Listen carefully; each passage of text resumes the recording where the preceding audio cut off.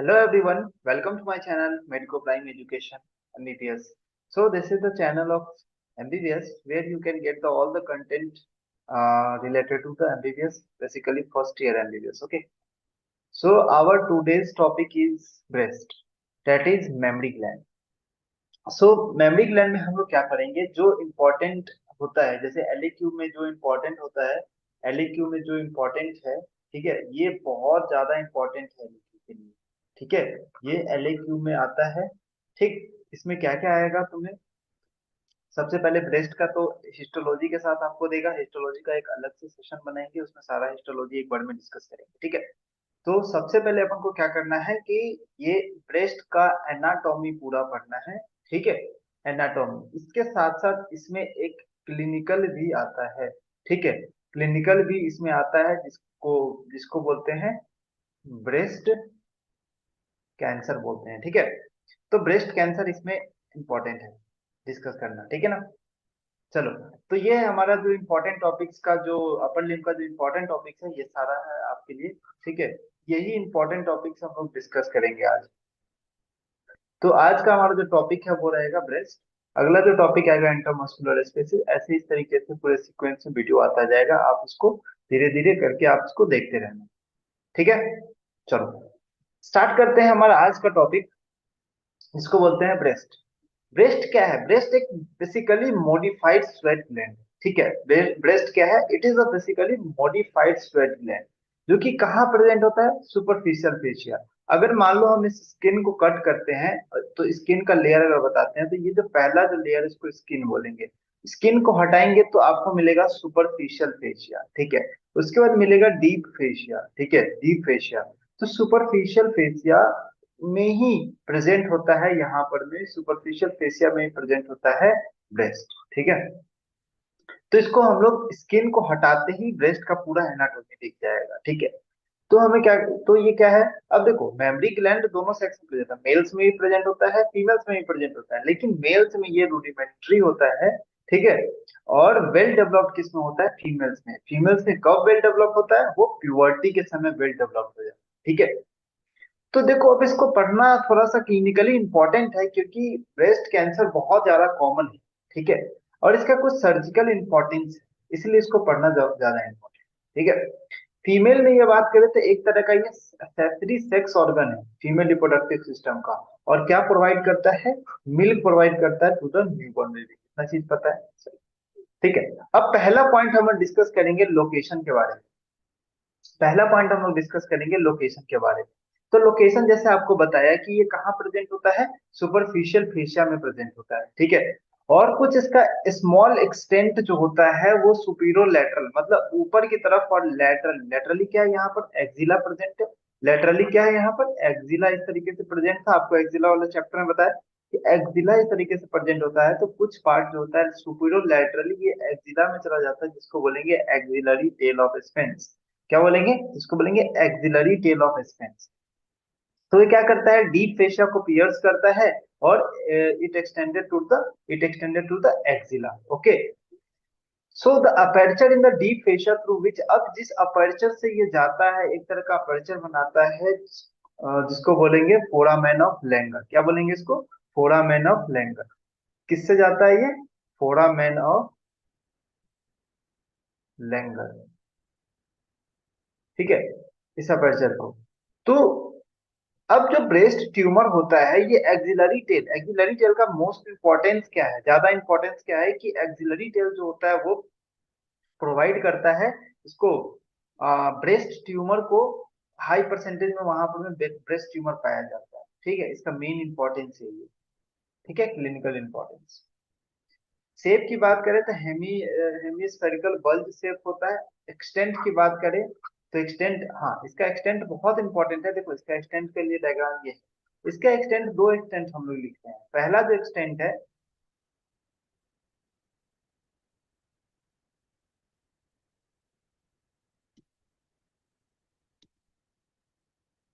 पहला जो एक्सटेंट है इसका,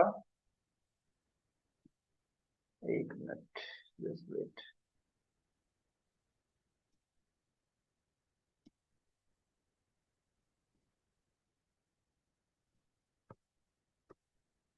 ठीक है, एक मिनट जरा स्लाइड देख लेता हूँ।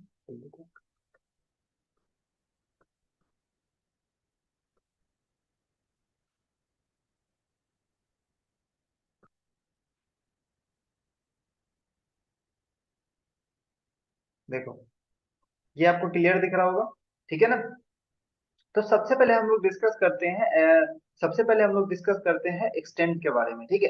तो एक्सटेंट, अगर वर्टिकली एक्सटेंट देखें कि वर्टिकली कहाँ से कहाँ एक्सटेंट है, तो वर्टिकली देखो ऊपर में क्या है, ये रिब नंबर 2 है, और नीचे में है रिब नंबर 6।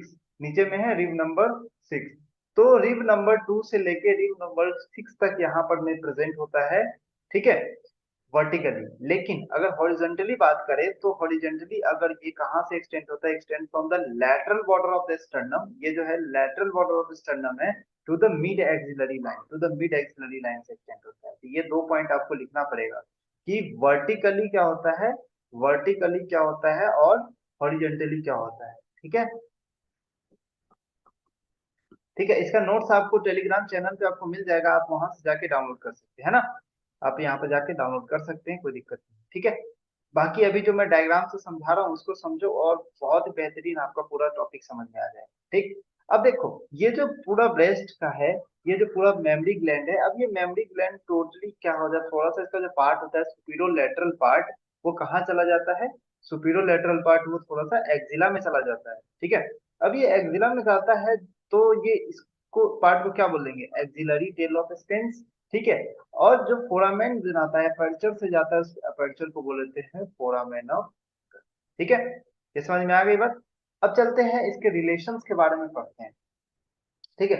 अब इसके रिलेशंस के बारे में पढ़ते हैं, तो सबसे पहला इसका रिलेशंस है डीप रिलेशंस, ठीक है। डीपली किससे रिलेटेड होता है, डीपली किससे रिलेटेड होता है, तो डीपली ये रिलेटेड होता है दो, सुपरफिशियल टू अगर डीप जाते हैं, deeply breast, deep deep of the deep aspect of the breast की बात करें, देखो ये है तुम्हारा ब्रेस्ट, कि इसका डीप एस्पेक्ट की बात करते हैं, तो ये तुम्हारा किससे रिलेटेड होता है। सबसे पहला तो सामने में एक आता है जिसको बोलेंगे पेक्टोरल फेशिया, ठीक है। क्या आता है, पेक्टोरल फेशिया, ठीक है। पहले तो आता है पेक्टोरल फेशिया, है ना, ठीक। अब पेक्टोरल फेसिया आएगा, तो पेक्टोरल फेसिया क्या है, एक तो pectoral fascia like a deep fascia, superficial fascia को हटाए, ये सुपरफिशियल फेसिया में तो ये पूरा ग्लैंड प्रेजेंट है। अब सुपरफिशियल फेसिया के नीचे क्या होगा, डीप फेसिया, डीप फेसिया को ही बोलते हैं पेक्टोरल फेसिया, जो कि पेक्टोरालिस मेजर मसल को एंटीरियर एस्पेक्ट में कवर किया होता है, ये आपका है पेक्टोरालिस मेजर मसल। ये है क्या, पेक्टोरालिस मेजर मसल, तो ये आपका पूरा हो गया पेक्टोरालिस मेजर मसल, ठीक है। ये पेक्टोरालिस मेजर मसल है, इसके डीपली इसको कवर करता है कौन, पेक्टोरल फेशिया, ठीक है। अब तीन मसल यहाँ पर मैं आपको बताए गए हैं, पेक्टोरालिस सबक्लेवियस, सेरेटस एंटीरियर, ठीक है। सबक्लेवियस, पेक्टोरालिस में पेक्टोरालिस माइनर, नहीं, ये डायग्राम में नहीं आपको दिखेगा। अब ये, अब ऊपर से कुछ मसल्स होते हैं, पेक्टोरालिस मेजर, सेरेटस एंटीरियर, ठीक है। दूसरा डायग्राम, ये डायग्राम, ये डायग्राम में तुम्हें दिख रहा है, ये जो पेक्टोरालिस मेजर है, ये अराइज होता है पूरी तरीके से स्टर्नम से भी अराइज होता है, ये पूरी तरीके से इसको कवर करता है, ठीक है। कवर नहीं, नीचे से पास करता है, तो ये इसका डीप रिलेशन हो गया, ठीक है। तीन मसल से डीप रिलेटेड है ना।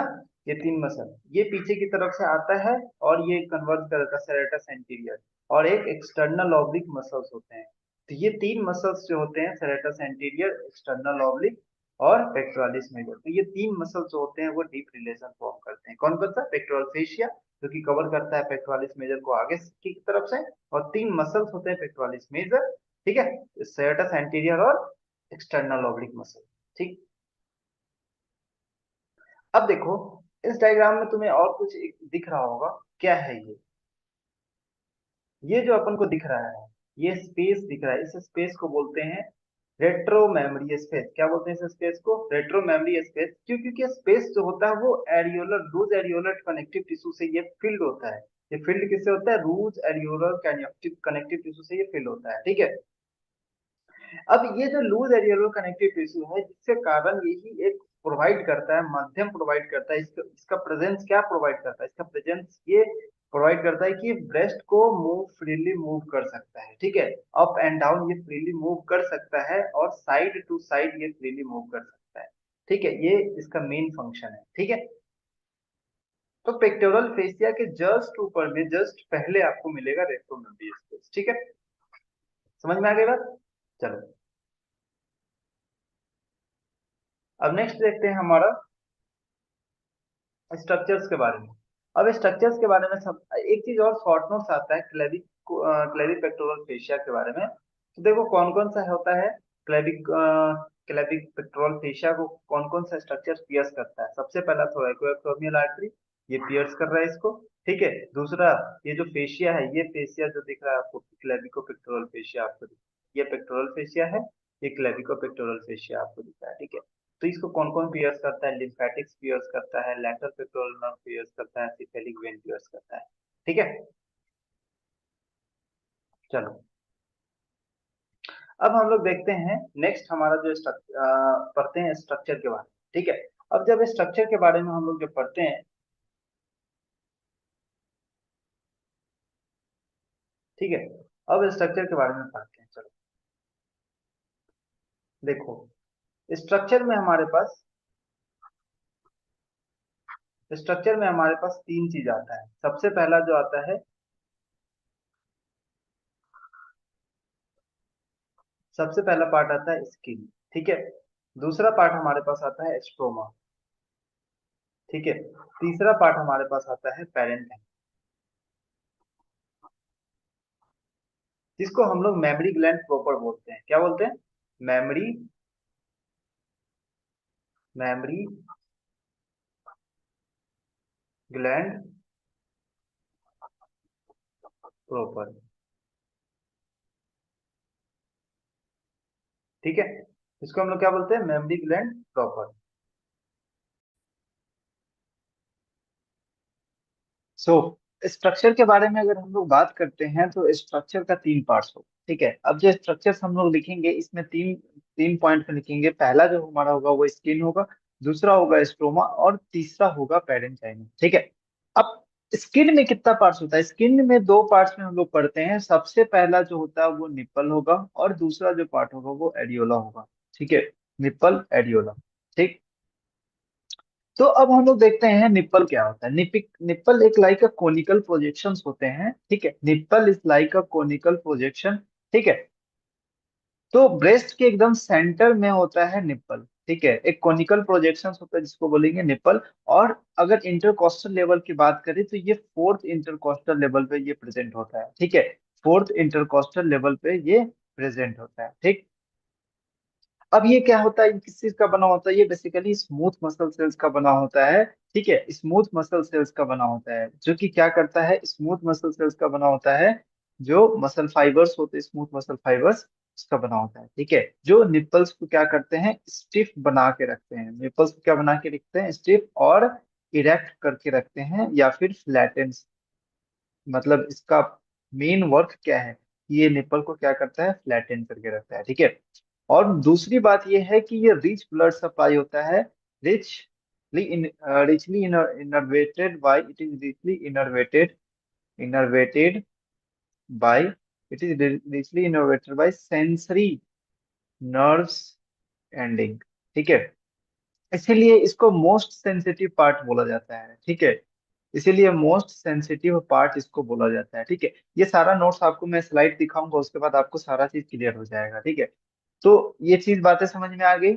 और दूसरा मोस्ट इंपॉर्टेंट पॉइंट है कि ये ड्यूरिंग द सेक्सुअल अरोसल ये निप्पल का इरेक्शन देखने को मिलता है। ठीक है, तो ड्यूरिंग द सेक्सुअल एरोसल निप्पल का क्या देखने को मिलता है? सेक्सुअल एरोसल। ठीक है, इरेक्ट हो जाता है।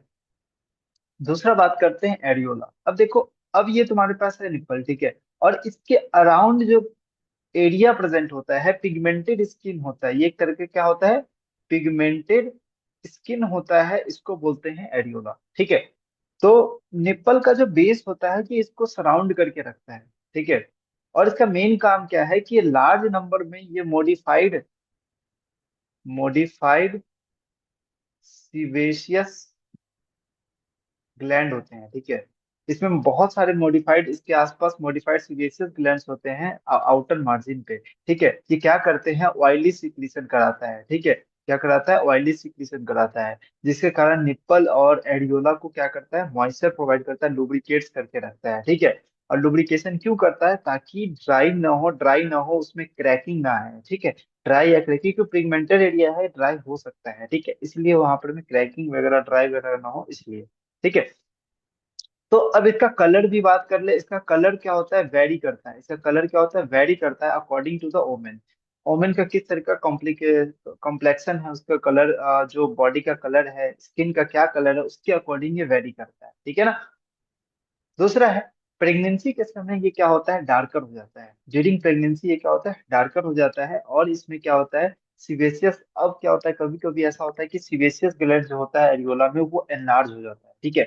अब ये जब एनलार्ज हो जाएगा तो क्या हो जाएगा, स्मॉल एपियर नोडुलर लाइक हो जाएगा, नोडुलर लाइक एलिवेशन हो जाएगा, ये तुम्हारा निप्पल हो गया, इसके आसपास नोडुलर लाइक एलिवेशन हो जाएगा। अब इसको क्या बोल देंगे, इस तरीके के एलिवेशन को क्या बोलेंगे, मॉन्टेगोमेट्री, मॉन्टेगोमेरी ट्यूबरकल, मॉन्टेगोमेरी ट्यूबरकल, ठीक है, ये इसको बोलते हैं, ठीक। इस समझ में आ गया, तो ये हो गया हमारे पास स्किन। अब हम लोग बात करते हैं स्ट्रोमा के बारे में, ठीक है। अब समझो स्ट्रोमा में क्या क्या हमें पढ़ना है। अब देखो, एक चीज देखो यहाँ पर, अब स्लाइड्स में देख लेते हैं हम लोग पहले, ठीक है। ये देखो, ये है तुम्हारे पास निप्पल, ठीक है, इसके आसपास जो एरिया है इसको बोलेंगे एरियोला, ठीक है, इस तरीके से दिखेगा, है ना। अब हम लोग देखते हैं स्ट्रोमा के बारे में पढ़ते हैं, ठीक है। स्ट्रोमा के बारे में जब हम लोग पढ़ते हैं तो उसमें सबसे पहले हमारा क्या आता है, सबसे पहले हमारा आता है उसमें कनेक्टिव टिश्यू और फैट। मोस्टली ये क्या बना होता है, किस चीज का बना होता है, stroma is mostly made up of connective tissue and fat. Stroma is made up of, ये क्या बन जाएगा, कनेक्टिव टिश्यू और फैट्स का बना होता है, ठीक है। अब ये क्या करता है, जो कनेक्टिव टिश्यू का फ्रेम, ये क्या प्रोवाइड करता है, कनेक्टिव टिश्यू का मोस्टली वर्क क्या होता है कि ये फ्रेमवर्क प्रोवाइड करता है। इसी तरीके से यहाँ जो ब्रेस्ट का जो कनेक्टिव टिश्यू है, वो क्या प्रोवाइड करता है, फ्रेमवर्क प्रोवाइड करता है, ठीक है। Supporting framework, supporting framework provide करता है, ठीक है, सपोर्टिंग फ्रेमवर्क प्रोवाइड करेगा, है ना। अब ये क्या होता है, अब देखो, अब ये कनेक्टिव टिश्यू सब बहुत सारे प्रेजेंट होते हैं। अब ये बहुत सारे कनेक्टिव टिश्यू कंडेंस्ड होके, अब ये कनेक्टिव टिश्यू का कंडेंसेशन होता है, कंडेंस्ड होके ये बनाते हैं एक फाइब्रस सेप्टा लाइक प्रोजेक्शन बना लेते हैं इस तरीके से। ये सारा कनेक्टिव टिश्यू एक साथ हो गया, कंडेंस हो गया और फाइब्रस सेप्टा लाइक प्रोजेक्शन बना लिया, फाइबर सेप्टा बना लेता है, ठीक है, स्ट्रैंड्स बना लेता है, फाइब्रस स्ट्रैंड्स बनाता है, जिसको बोलेंगे ligament of, ligament of Cooper. क्या बोलेंगे इसको, लिगामेंट ऑफ कूपर बोलेंगे, ठीक है। तो ये क्या बनाता है, लिगामेंट ऑफ कूपर बनाता है, ठीक है। अब लिगामेंट ऑफ कूपर के बारे में कुछ इंपॉर्टेंट बातें कर लेते हैं, ठीक है। लिगामेंट ऑफ कूपर के बारे में कुछ इंपॉर्टेंट, ये क्या होता है, ये एक तरह का रेडियल फैशन में लिगामेंट्स अरेंज होते हैं, रेडियल फैशन में लिगामेंट, अभी मैं दिखाता हूँ डायग्राम। अभी ये क्या होता है, ligaments arranged in radial fashion, ठीक है, रेडियल फैशन। तो इसका रेडियल फैशन में अरेंज होने का मतलब क्या है, देखो, ये स्किन है, ठीक है, ये स्किन वाला पार्ट है, ठीक है, ये स्किन वाला पार्ट है, और ये डीप स्ट्रक्चर है, जैसे कि मान लो पेक्टोरल फेसिया है, तो डीप स्ट्रक्चर को और स्किन को ये कनेक्ट करता है, ठीक है। ये क्या करता है, डर्मिस, जो डर्मिस होता है स्किन का, जो डर्मिस होता है, जो ये हो गया तरह ऊपर वाला स्किन, इसके नीचे जो डर्मिस होता है उसको ये कनेक्ट करता है, ठीक है, टुवर्ड द पेक्टोरल फेसिया, ठीक है। डक्स को कनेक्ट करता है, पेक्टोरल फेशिया को कनेक्ट करता है। देखो, मैं डायग्राम दिखा रहा हूँ, उस डायग्राम में तुम्हें अच्छे से समझ आएगा, ठीक है, ठीक। देखो, ये डायग्राम देखो, ये तुम्हारे पास क्या दिखा रहा है, स्ट्रोमा, स्ट्रोमा में ये देखो, ये पेक्टोरल फेशिया और डर्मिस ऑफ द स्किन को ये कनेक्ट कर रहा है। ये देखो डक्ट्स ऑफ द, ये डक्ट्स ऑफ द ब्रेस्ट को ये कनेक्ट कर रहा है, ये डक्ट्स ऑफ द ब्रेस्ट को पेक्टोरल फेशिया से कनेक्ट कर रहा है, ठीक है। तो ये जो क्या है, ये एक तरह का कंडेंस्ड होके, कनेक्टेड टिश्यू कंडेंस्ड होके क्या बना रहा है, लिगामेंट ऑफ कूपर बना रहा है, ठीक है। क्या बना रहा है भाई, लिगामेंट ऑफ कूपर। तो इसका मतलब क्या होता है, क्या काम करता है, ये करता है जो ब्रेस्ट का प्रोट्यूबरेंस मेंटेन करता है, मतलब जो साइज है ब्रेस्ट का वो इस तरीके से रहे कि ये इस तरीके से मेंटेन करके रखता है, ये ऊपर नीचे ना हो, मतलब कुछ साइज का इधर उधर ना हो, ठीक है। क्योंकि ये इसमें फैट होता है ना, कनेक्टिव टिश्यू होता है, फैट होता है, तो कनेक्ट फैट तो भरा होता है, लेकिन कनेक्टिव टिश्यू भी होता है, ताकि उसके साइज को क्या कर सकता है, उसके शेप को मेंटेन करके रखता है ना। अगर मान लो अगर मान लो ये शेप को मेंटेन करके रखता है, अगर मान लो इसका एट्रोफी हो जाए, अगर मान लो इसका एट्रोफी हो जाए, तो इसका एट्रोफी हो जाता है तो क्या हो जाता है, नीचे की तरफ ये जो ब्रेस्ट होता है वो नीचे की तरफ आ जाता है, और ब्रेस्ट क्या हो जाता है, पेंडुलस हो जाता है। ब्रेस्ट क्या हो जाता है, पेंडुलस हो जाता है। और ये मोस्टली कब होता है, ओल्ड एज में देखने को मिलता है, क्योंकि जब एज बढ़ता है तो ये कनेक्टिव टिश्यू का डिजनरेशन होना स्टार्ट हो जाता है, मतलब एट्रोफी होना स्टार्ट हो जाता है। ठीक है ना, समझ में आ रही बात?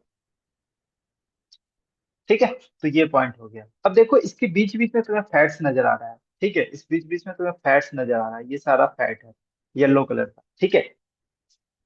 तो फैट क्या है, फैट इज मोस्टली ये क्या बनाता है, फैट क्या बनाता है, ब्रेस्ट का बल्क बनाता है, ठीक है। और ये पूरी तरीके से ब्रेस्ट ब्रेस्ट में इन्वॉल्व होता है, मतलब डिस्ट्रीब्यूटेड होता है पूरी तरीके से ब्रेस्ट में, लेकिन एक जगह पे नहीं होता। एरियोला के आसपास और निप्पल के आसपास ब्रेस्ट फैट एब्सेंट होता है। तो ये कहाँ एब्सेंट होता है, absent around areola and nipple, ठीक है। एरियोला और निप्पल के अराउंड के ब्रेस्ट क्या होता है, एब्सेंट होता है। ठीक है बात, समझ में आ रही भाई? ठीक है ना, चलो। अब हम लोग देखते हैं नेक्स्ट, हमारा जो अगला पार्ट है उसको बोलेंगे पैरेंकाइमा, ठीक है। अब पैरेंकाइमा के बारे में जब हम लोग पढ़ते हैं, जब पैरेंकाइमा के बारे में हम लोग पढ़ते हैं तो क्या इसमें क्या नजर आ रहा है, देखो ये तुम्हें दिख रहा है, ये बगल वाला जो डायग्राम है इसको बोलेंगे पैरेंकाइमा। अब पैरेंकाइमा में क्या होता है, ये मिल्क सिक्रीशन का ही मेनली काम करता है, ठीक है। ये क्या करता है, न्यूबॉर्न बेबी में क्या करता है, न्यूबॉर्न बेबी को फीड करने के लिए मिल्क का सिक्रीशन करता है, ठीक है। इसका मोस्ट इंपॉर्टेंट काम है मिल्क सिक्रीशन करना। अब जब मिल्क सिक्रीशन करना होगा तो इसके लिए क्या प्रेजेंट होगा, इसके लिए इसमें 15 से 20 क्या होगा, लोब्स प्रेजेंट होते हैं। ये लोब्स दिख रहे हैं, ये जो लोब्स है ना, ये लोब्स दिख रहा है, क्या है ये, लोब्स प्रेजेंट होता है, ठीक है। ये लोब्स क्या होता है, रेडियल फैशन में अरेंज होता है। ये लोब्स तुम्हें दिख रहे हो रेडियल फैशन में अरेंज होता है। अगर हम इसको कट करते हैं ऐसे, अगर हम लोग इसको ऐसे कट करते हैं, इस तरीके से देखते हैं, तो ये लोब्स यहाँ आके कन्वर्स कर रहा है, ये लोब्स इस तरीके से आके यहाँ पर निपल में कन्वर्स कर रहा होगा, ठीक है। मतलब एक तरह का स्पोक ऑफ व्हील्स, लाइक जैसे चक्का होता है ना, चक्का इसका स्पोक्स होता है, इसका इस तरीके से रेडियल स्पोक्स होते हैं, तो इस तरीके से कन्वर्स करता है। और कहाँ कन्वर्स करता है, टुवार्ड्स द निप्पल, ठीक है, टुवार्ड्स द निप्पल की तरफ ये कन्वर्स करता है, ठीक है। अब इस लोब्स का डिवाइडेशन देखते हैं, इस लोब्स का सबसे पहले देखते हैं डिवाइडेशन, किस तरीके से डिवाइड होता है ये लोब्स, ठीक है।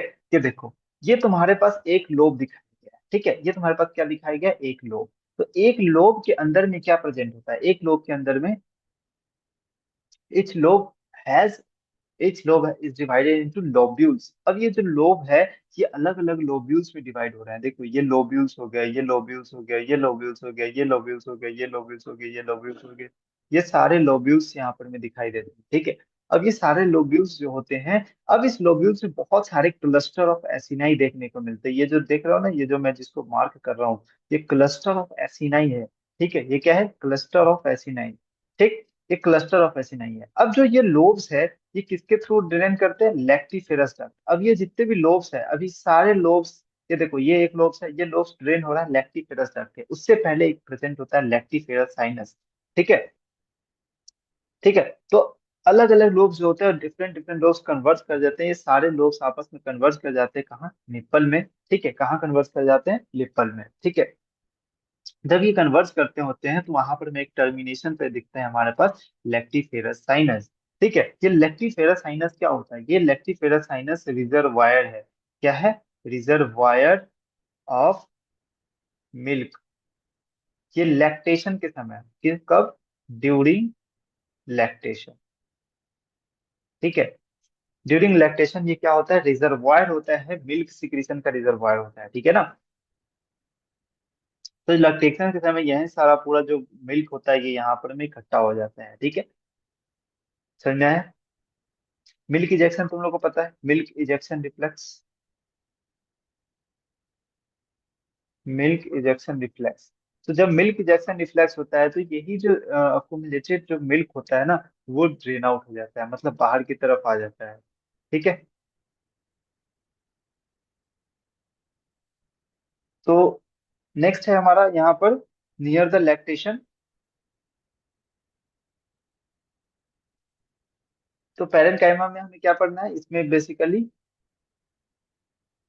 ठीक है, चल। तो पैरेनकाइमा में बस इतना चीज याद रखना है, और ये डायग्राम जो अपन देखे हैं, ये जो डायग्राम है, ये डायग्राम याद रखना है, ये डायग्राम बनना चाहिए पैरेनकाइमा अगर आता है तो, ठीक है। अब नेक्स्ट है हमारे पास आर्टरी सप्लाई, ठीक है। अब आर्टरी सप्लाई देखते हैं, डायग्राम ये रहा, डायग्राम आर्टरी सप्लाई। तो ये देखो हमारे पास आर्टरी सप्लाई, देखो पहली बात तो ये है कि ब्रेस्ट जो होता है ये हाईली वेस्कुलर होता है, हाईली वेस्कुलर होता है, ठीक है। अब हाईली वेस्कुलर का तो बहुत सारे इसको आर्टरी सप्लाई करते हैं इसमें, ठीक है। तो जो मोस्ट इंपॉर्टेंट आर्टरी है इसको हम लोग याद रखेंगे आई स्लैब से, ठीक है। क्या याद करेंगे? आई स्लैब से, ठीक। आई से हम लोग याद करेंगे internal thoracic artery, internal thoracic artery, ठीक है।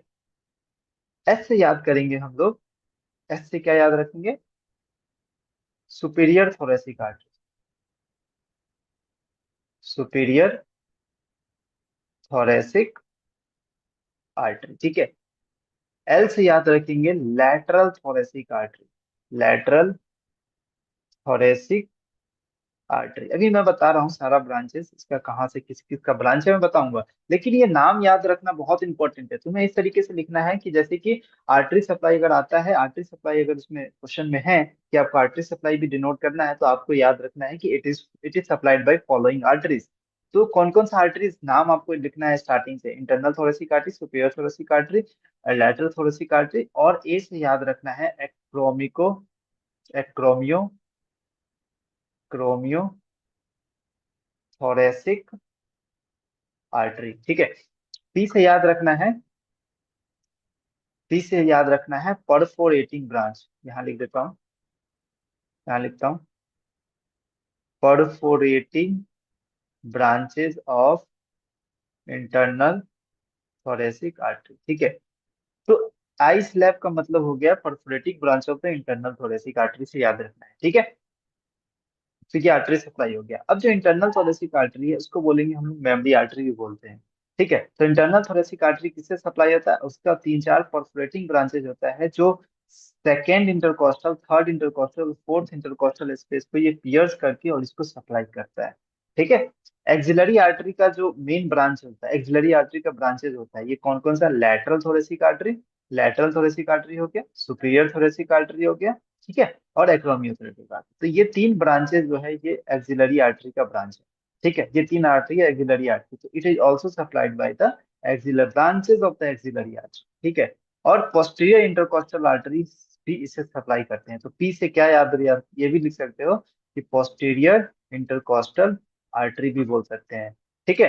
किसका? लैटरल, इसका लैटरल ब्रांचेस होता है, lateral branches of posterior intercostal arteries, ये इसको सप्लाई करता है, ठीक है। तो ये देखो यहाँ से आया तुम्हारा सुपीरियर थोरेसिक आर्टरी, ठीक, ये सारा पूरा तुम्हारा क्या है? एक्सिलरी आर्टरी है, ठीक है। समझ में आ गया? अब वेनस ड्रेनेज की बात करें तो ये वेन्स मोस्ट बेसिकली तीन वेन्स है, axillary vein, intercostal when, posterior intercostal when, और इंटरनल थोरेसिक वेन। ये सारा वेन इसमें ड्रेन कर देता है, सारा जो वेन्स जो ब्लड होता है वो सारा इस वेन्स में ड्रेन होता है, और वेन्स फॉलो द आर्टरी, ठीक है। तो इसमें दो तरह का वेन होता है। तो पहला जो वेन होता है उसको बोलते हैं सुपरफिशियल वेन, ठीक है, जो कि ड्रेन करता है इंटरनल थोरेसिक वेन में। आप देखो यहाँ पर, देखो सबसे पहले हम लोग आर्टरी सप्लाई की बात करते हैं, तो आर्टरी सप्लाई में सबसे पहले अपन को ये रिलेशन आपको लिखना पड़ेगा, ठीक है। आप स्क्रीनशॉट ले सकते हैं, बाकी आपको टेलीग्राम चैनल पे आपको इसका नोट्स मिल जाएगा। ये आपको स्ट्रक्चर लिखना है, फिर इसके बाद दो पार्ट, एरियोला भी हो जाएगा, स्ट्रोमा हो जाएगा, पेरेन्काइमा हो जाएगा। पेरेन्काइमा में ये डायग्राम बनाना है आपको, फिर उसके बाद ये दोनों डायग्राम बनाना है, फिर आर्टरी सप्लाई ये लिख के, फिर इसके बाद ये डायग्राम बनाना है, फिर वेनस ड्रेनेज में आपको ये पॉइंट लिखना है कि जो वेन्स जो होता है ये फर्स्ट कन्वर्ज करता है towards the base of the nipple, where they form the anastomosis. अब ये निपल के अराउंड एनास्टोमोसिस बनाता है, उसके बाद वो डिपेंड, उसके बाद वो रन करता है सुपरफिशियल एंड डीप सेट्स में। तो सुपरफिशियल वेन्स किस में ड्रेन हो जाता है? इंटरनल थोरेसिक वेन में, और डीप वेन्स ड्रेन हो जाता है internal thoracic, axillary and posterior intercostal when में ड्रेन हो जाता है, ठीक है। समझ में आ गई?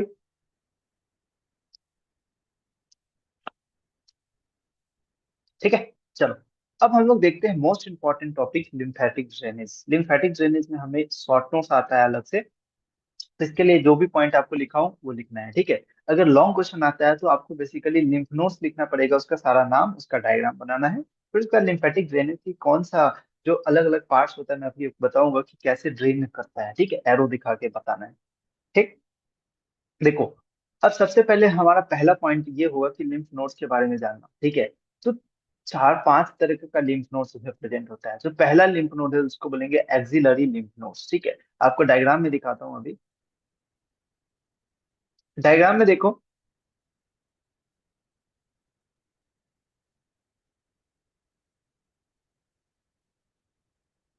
ये है हमारे पास डायग्राम।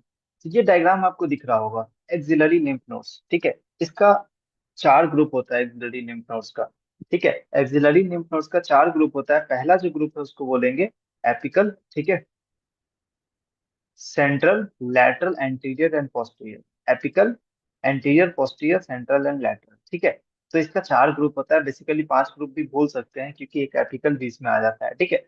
दूसरा हमारे पास है इंटरमेमोरली लिम्फ नोड्स। ये जो इंटर मेमोरी लिम्फ नोड्स होता है, इंटरनल मेमोरी लिम्फ नोड्स, ये प्रेजेंट होता है, ठीक। ये group of the lymph nodes along the lateral border of the, जो क्या कहते हैं उसको, स्टर्नम, स्टर्नम के पास में प्रेजेंट होता है, ठीक। तो ये किसके अलोंग होता है, इंटरनल थोरेसिक वेसल से आपको बताया था, यहाँ पर में रन करता है, उसके अलोंग से यहाँ पर में ये प्रेजेंट होता है, ठीक है। सुप्रा क्लेविकुलर लिम्फ नोड्स यहाँ पर प्रेजेंट होता है, ये एबव द क्लेविकल होता है सुप्रा क्लेविकुलर लिम्फ नोड्स, ठीक है। पोस्टीरियर इंटरकोस्टल लिम्फ नोड्स आपको प्रेजेंट होता है, पोस्टीरियर इंटरकोस्टल लिम्फ नोड्स, ये भी देखो, ये कहाँ प्रेजेंट होता है, ये posterior part of the intercostal space में प्रेजेंट होता है, ठीक है। हेड ऑफ द रिब्स यहाँ पर में attach, head of the ribs के पास में प्रेजेंट होता है पोस्टीरियर इंटरकॉस्टल लिम्फ नोड। तो इसको पीछे की तरह दिखाने के लिए पोस्टीरियर बना दिया, ठीक है। तो उसके बाद सिफेलिक या डेल्टो पेक्टोरल लिम्फ नोड, इसको बोलेंगे सिफेलिक, ठीक है। इसको ऑल्सो बोल देंगे क्या, सिफेलिक लिम्फ नोड्स, ये भी बोल सकते हैं, ठीक। चलो, अब नेक्स्ट हमारा आता है एपिकल। अब इसका लिम्फेटिक ड्रेनेज देखते हैं, ठीक है। तो कुछ लिम्फ जो होते हैं, कुछ जो होते हैं, इसमें सारा लिम्फ नोड्स हो गया, ठीक है। सारा लिम्फ नोड्स का आपको नाम याद रहना चाहिए। सबसे पहले आप नाम लिखोगे सारे लिम्फ नोड्स का, कहाँ है, नहीं भी लिखोगे तो चलेगा, बट कौन कौन सा लिम्फ नोड कहाँ कैसे ड्रेन करता है वो लिखना पड़ेगा, ठीक है। अब हम लोग बात करते हैं लिम्फेटिक ड्रेनेज के बारे में, ठीक है। लिम्फेटिक सिस्टम पे पूरा हमको लिम्फ नोड्स बताना पड़ेगा, लिम्फेटिक ड्रेनेज सारा चीज बताना पड़ेगा, ठीक।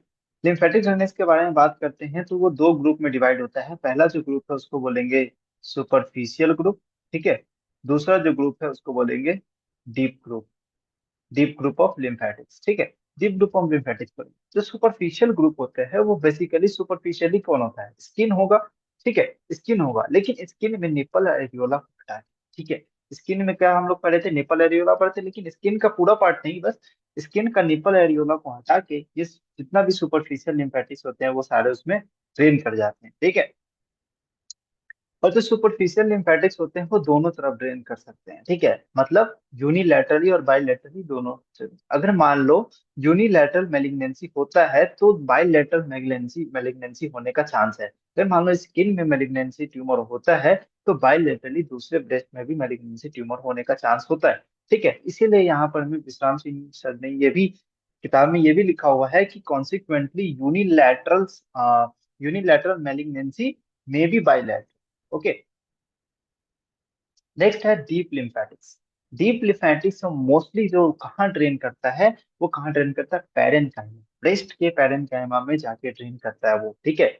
और डीप लिम्फेटिक्स और कौन सा कहाँ कहाँ ड्रेन करता है, कहाँ कहाँ से ड्रेन करता है, स्किन से भी और निप्पल से भी, sorry skin nipple, skin sorry skin से तो करता है एरियोला और निप्पल से, ठीक है। स्किन से तो सुपरफिशियल करता था, इसमें निप्पल एरियोला से करता है, ठीक। और उसके बाद जो प्लेक्सस बनाता है यहाँ पर, ठीक है। देखो ये एक डायग्राम है, मैं आपको दिखा रहा हूँ। जो डीप लिम्फेटिक्स का जो डायग्राम है, ये ये जो डायग्राम है, अब ये क्या करता है, lymphatics, plexus of lymph, lymph का प्लेक्सस जो होता है ये डीप टू द एरियोला, ये इसके आसपास एरियोला होता है, ये आपस में एक प्लेक्सिस बनाता है, इस प्लेक्सिस को बोल देंगे सब एरियोलर प्लेक्सिस ऑफ सैपी। क्या बोल देंगे? सब एरियोलर प्लेक्सिस ऑफ सैपी। ठीक है, अब सब एरियोलर प्लेक्सिस ऑफ सैपी जो मोस्ट ऑफ द लिम्फ जो होता है वो कहाँ ड्रेन करता है? Anterior group of the axillary lymph nodes में ड्रेन कर देता है। ठीक है, ये कहाँ ड्रेन कर रहा है आपको? Anterior group of the lymph node से ये जाके ड्रेन कर देता है। ठीक है, तो मोस्टली जो ब्रेस्ट से जो लिम्फ नोड ड्रेन हो जाता है, कहाँ ड्रेन होता है? Anterior group of the axillary lymph. ठीक, एंटीरियर ग्रुप याद रखना, एंटीरियर ग्रुप में इंपॉर्टेंट है यहाँ पे। ठीक है, कोई और ग्रुप में नहीं, एंटीरियर ग्रुप में होता है। ठीक, अब हम लोग देखते हैं,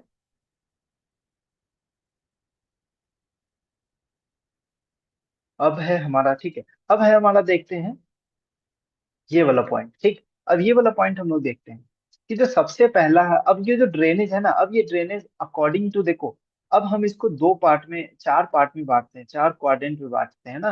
रेस्ट को स्टार्टिंग बताना छूट गया था। ठीक है, हम लोग बेस्ट को चार क्वाड्रेंट में बांटते हैं। अपर लैटरल, ये हो गया हमारे पास अपर लैटरल, ये हो गया अपर मीडियल, मीडियल साइड में अपर मीडियल, लोअर है तो लोअर मीडियल, लोअर है और लैटरली है तो लोअर लैटरल क्वाड्रेंट। चार क्वाड्रेंट क्वाड्रेंट में हम लोग डिवाइड करते हैं। अब ये चार क्वाड्रेंट में डिवाइड करते हैं according to the lymphatic drainage. ठीक है, अब लिम्फेटिक ड्रेनेज किस तरीके से होता है? तो यहाँ का जो लिम्फ जितना भी होता है वो जाके ड्रेन होता है कहाँ पे? ये इंटरनल मेमोरी लिम्फ नोड्स में। ठीक है, तो मतलब हम लोग क्या बोलेंगे? Lymph from the lateral quadrants upper medial quadrants. तो मीडियल क्वाड्रेंट्स होता है वो मोस्टली जो लिम्फ होता है, मोस्ट ऑफ द लिम्फ कहाँ ड्रेन हो जाता है? इंटरनल मेमोरी लिम्फ नोड्स में। तो भाई ये डायग्राम याद कर लोगे तो तुम लिख पाओगे इसको। ठीक है, ड्रेनेज में तो पहला पॉइंट ड्रेनेज में तो यही लिख पाओगे ना कि मीडियल जो क्वाड्रेंट होता है, मीडियल क्वाड्रेंट्स दो दो होते हैं, upper and lateral, upper and lower medial quadrants, वो सारे ड्रेन करते हैं, कहाँ ड्रेन कर रहे हैं? इंटरनल मेमोरी लिम्फ नोड्स में। ये पॉइंट लिख सकते हो। ठीक है, और इसमें से कुछ जो होते हैं वो अपोजिट साइड में चले जाते हैं, कुछ जो होते हैं opposite side of the inter memory lymph nodes में ट्रेन करते हैं कुछ। ठीक है, दूसरा पॉइंट लैटरल वाला बात करो कि जो लैटरल क्वाड्रेंट्स है वो सारे के सारे जो लैटरल जो क्वाड्रेंट्स होते हैं लिम्फ में, लिम्फ जितने भी लिम्फ होते हैं लैटरल क्वाड्रेंट्स में, वो कहाँ ड्रेन करते हैं? एंटीरियर एक्सिलरी और पेक्टोरल ग्रुप में जाके ड्रेन कर जाते हैं। ठीक है, एंटीरियर एंटीरियर ग्रुप में, ये देखो ये तुम्हारे पास एंटीरियर ग्रुप है और ये हमारे पास एंटीरियर ग्रुप है। ठीक है, और ये पोस्टीरियर ग्रुप, तो मोस्टली ये जाके एंटीरियर या फिर पोस्टीरियर ग्रुप में जाके या पेक्टोरल ग्रुप में जाके ड्रेन करते हैं। ठीक है, तो ये सब कहाँ प्रेजेंट होता है? ये सब lower border of the pectoralis major के नीचे प्रेजेंट होता है। नहीं जानना, नहीं याद है तो कोई बात नहीं, बट इतना याद रखो कि इसमें से जो जितने भी लिम्फ होते हैं वो लिम्फ कहाँ चले जाते हैं? मोस्टली लिम्फ कहाँ चले जाते हैं? एंटीरियर और posterior group of the lymph nodes. ठीक है, अब वो आगे फिर जाएगा सेंट्रल वाले में, फिर सेंट्रल ड्रेन करेगा डी डेल्टो पेक्टोरल में, डेल्टो पेक्टोरल ड्रेन करेगा apical group of the axillary lymph node. किसमें ड्रेन करेगा? Apical group of the axillary lymph nodes में ड्रेन करेगा, है ना? समझ में आ रही बात? नेक्स्ट है हमारे पास कोई कुछ फ्यू लिम्फ वेसल्स। यहाँ पर में पहला दो पॉइंट था हमारे पास मोस्ट, अब दो पॉइंट आएगा few. Few lymph vessels from the lower lateral quadrant, कुछ लोअर लैटरल क्वाड्रेंट से हमारे पास कहाँ जाते हैं? पोस्टीरियर इंटरकोस्टल लिम्फ नोड्स में ड्रेन हो जाते हैं। ठीक है, और कुछ जो होते हैं वो फ्यू लिम्फ नोड्स में लोअर मीडियल क्वाड्रेंट वो ड्रेन कर देते हैं सब डायफ्रागमेटिक, यहाँ पर में प्लेक्सिस होता है, सब पेरिटोनियल लिम्फ प्लेक्सिस और सब डायफ्रागमेटिक लिम्फ प्लेक्सिस, तो ये इसमें जाके ड्रेन हो जाते हैं। कौन कौन सा प्लेक्सिस होते हैं? सब डायफ्रागमेटिक, ये देखो डायफ्राम है, डायफ्राम के नीचे सब डायफ्रागमेटिक लिम्फ प्लेक्सिस प्रेजेंट होते हैं, वो वहां पे जाके ड्रेन हो जाते हैं। तो समझ में आ रही बात कैसे अपन को ये लिखना है? ठीक है, तो चार पॉइंट इसमें लिखना है। अब लास्ट पॉइंट है कि कुछ लिम्फ वेसल्स होते हैं deep surface of the breast से कहाँ चले जाते हैं? देखो कुछ लिम्फ वेसल्स होते हैं deep surface of the lymph vessel से कहाँ चले जाते हैं? पेक्टोरालिस माइनर में चले जाते हैं। पेक्टोरालिस मेजर को पियर्स करके, आपको बताया था पेक्टोरालिस मेजर को पियर्स करेगा, क्लेवी पेक्टोरल फेशिया को पियर्स करेगा, और वो ड्रेन हो जाएगा कहाँ पे? Apical group of the axillary lymph nodes. बहुत इंपॉर्टेंट पॉइंट है कि कुछ जो होते हैं, कुछ the lymph vessels from the deep structures in the deep surface of the breast, they pierces the pectoralis major muscles को ये पियर्स करेगा, और क्लेवी पेक्टोरल फेशिया को पियर्स करेगा। तो कौन सा पियर्स करता है? कौन सा?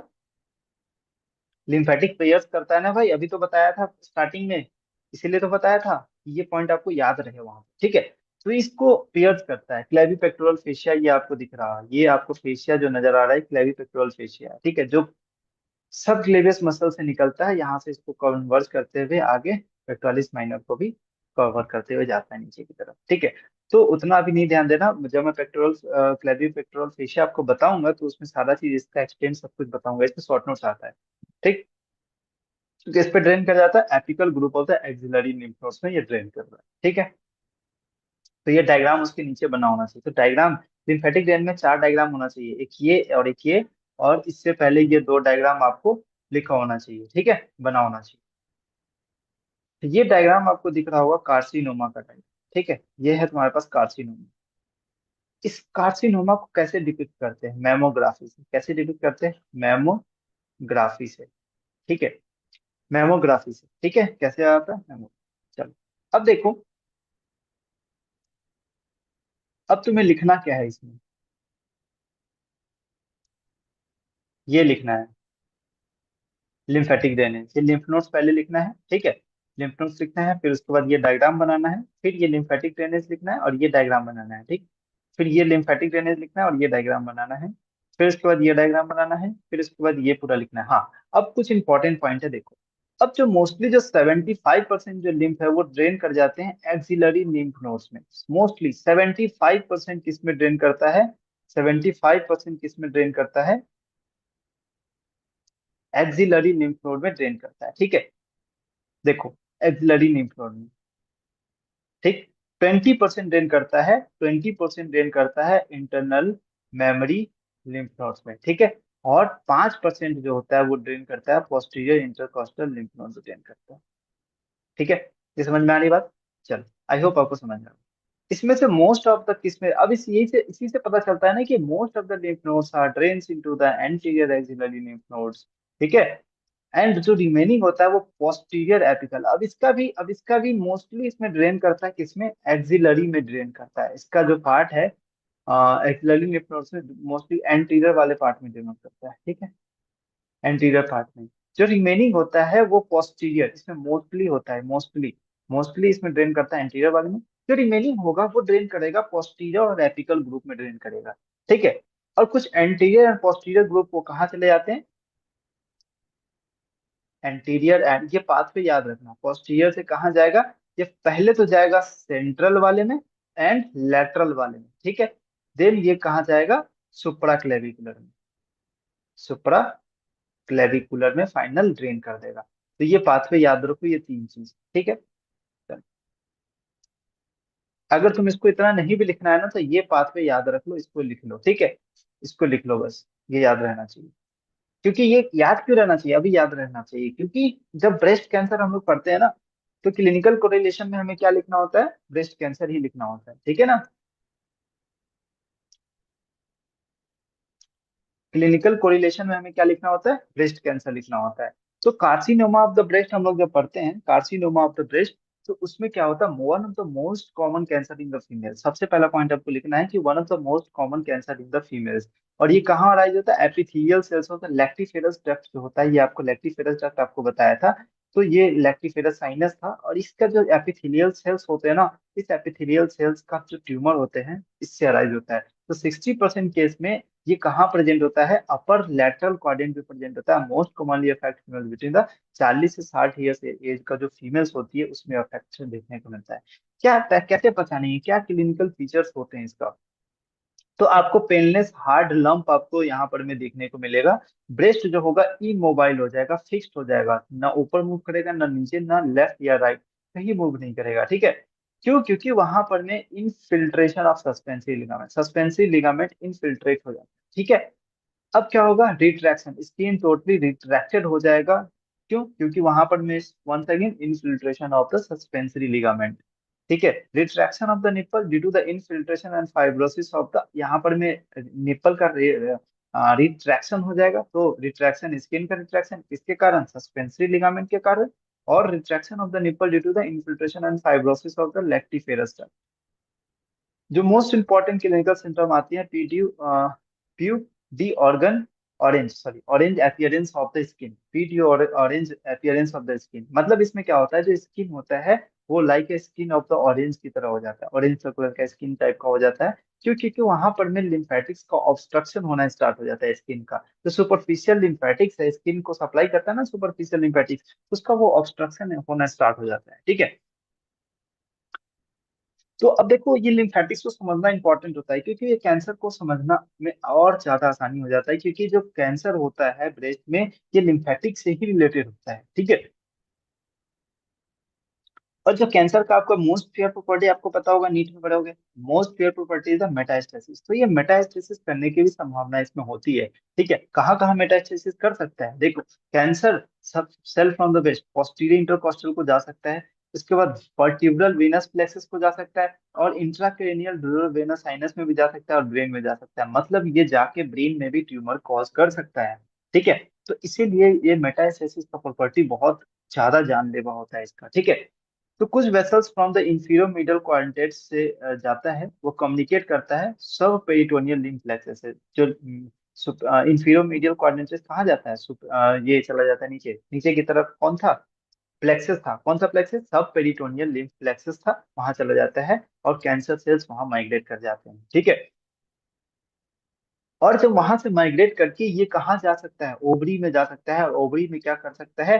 ट्यूमर प्रोड्यूस कर सकता है। आप डायग्राम देख सकते हो। तो इस ट्यूमर को बोलते हैं क्रूकेनबर्ग ट्यूमर। क्या बोलते हैं इसको? क्रूकेनबर्ग ट्यूमर बोलते हैं। ओवरी में ट्यूमर करता है from the via the sub peritoneal lymph plexus. इस प्लेक्सस, इस ट्यूमर को क्या बोलते हैं? क्रूकेनबर्ग ट्यूमर। ठीक है।